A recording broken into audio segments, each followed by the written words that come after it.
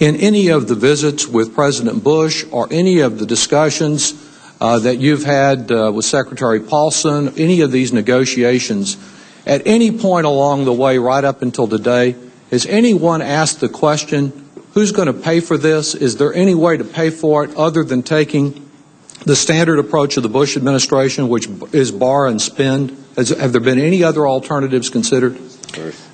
Well, we've discussed a variety of alternatives. The Secretary worked with a private sector approach early on. Well, I understand you looked at, but once you went public, the only approach this administration has considered is to borrow all the money that you need and increase the debt ceiling, right? Correct. Well, oh, no, sorry. The only one that's considered, no. We've looked at all kinds of alternatives throughout, and we've tried to do our best using all the powers we have to try to keep the markets functioning and to try and maintain stability. I'm just focusing, I understand and I applaud your efforts to do that. I agree with much of what you've done in the past. But in terms of how to finance this massive bailout, you concluded, the Secretary and President Bush concluded, that the way to pay for it was to borrow all the money to do it. Right? That's what you've asked Congress to do, is raise the debt ceiling and borrow the money. That's correct.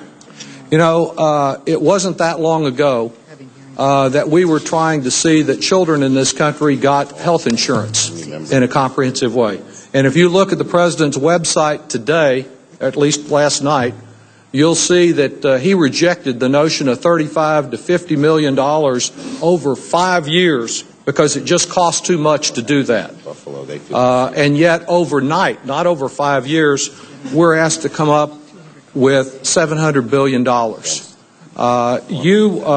You testified not just in answering my questions in front of the House Budget Committee, but in numerous other places about the dangers of soaring national debt. We've added $3 trillion. I think even before this, we were on the way to $4 trillion more money borrowed from overseas foreign creditors by President Bush than all the presidents in American history put together. We were headed up before this request, but now you're going to add even more debt on top of that.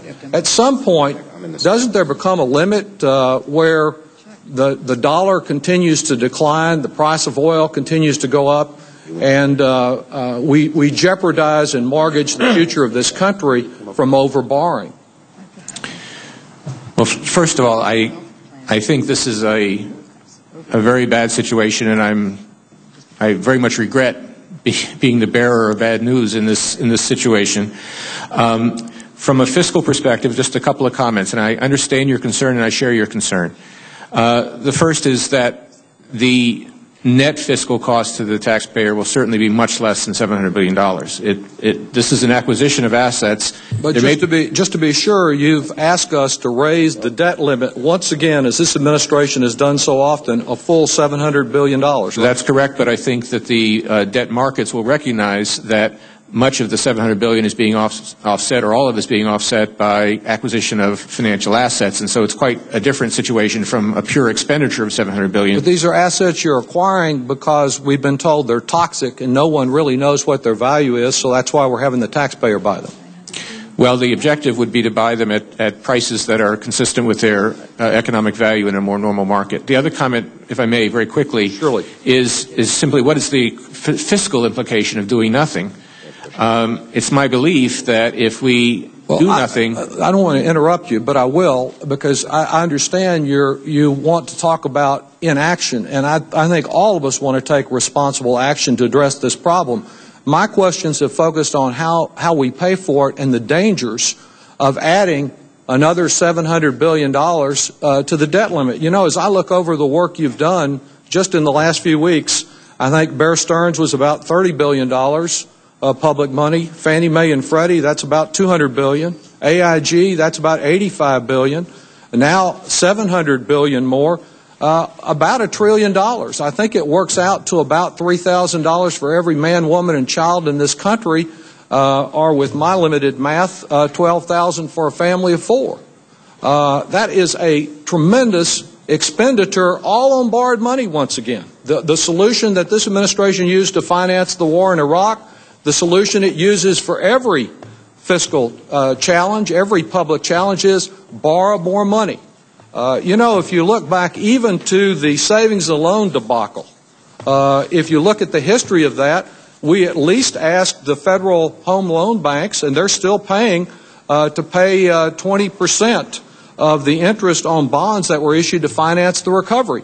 Why isn't it reasonable to ask Wall Street to pay for a little bit of the cost of cleaning up the mess that the Bush administration policies permitted Wall Street to engage in, instead of shifting all that cost to future generations of Americans who didn't have anything to do with this? I think you ought to raise those questions with Secretary Paulson. Well, I certainly plan to do so, and that's one of the reasons why we want to move expeditiously. We don't want to move overnight. This notion that we would approve this bailout, $700 billion today or tomorrow, is irresponsible. And we need to move expeditiously, but we need to look carefully at this question of why we would shift all the cost to the people that weren't at the party. I think President Bush did properly diagnose it down in Houston at a fundraiser a few months ago when he said the problem was Wall Street got drunk and has a hangover. The problem is the people that are asked to clean up all the broken furniture, they didn't get invited to the party. And I think that's why so many of the people that are contacting me, and I expect it's true of every one of my colleagues, are not just against this bailout. They're very angry they're even being asked to contribute to the bailout. Let me just say that in my concluding 8 seconds, in Texas we'd say the chickens have come home to roost. This isn't the result of just bad luck. It's the result of bankrupt ideology. In this case, the vultures have come home to roost, and I think we need to look very critically at this giant bailout before we place all the burden on the people who didn't benefit from what went wrong here. Thank you for your service.